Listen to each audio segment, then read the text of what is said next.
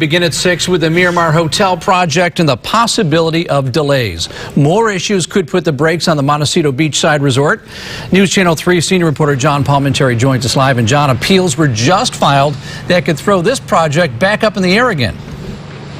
You know, it's interesting. We're along the Montecito coastline. You can just see why it's so valuable and why people are trying to develop and why people are trying to protect it. And if you recall, back in 2000, the Montecito Miramar Hotel closed, and since then there have been a number of projects and proposals to bring it back. Now, as you say, the latest project's pretty close, but there are still some new snags and new issues over the event size, parking, and not surprisingly, water.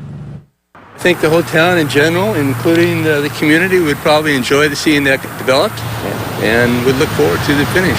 With some indications the development could finally be in sight 15 years after the landmark Miramar Hotel closed on the Montecito shores, efforts to bring it back still need more public hearings.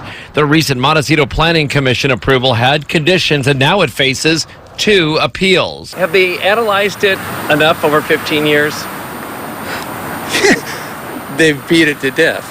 Developer Rick Caruso says the approval of the 170-room project was a step in the right direction, but he's appealing to restore the size of events allowed from 350 to 400 and allow for more beach club memberships in order to make the project work financially.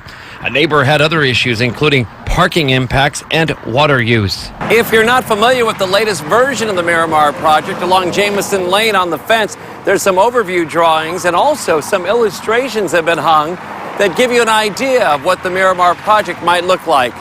But some residents had thought these issues were resolved by now and say the benefits are being lost at a site that remains a field of dreams. I think we should build it. We're losing a lot of tax money, a lot of revenue, a lot of income for the city.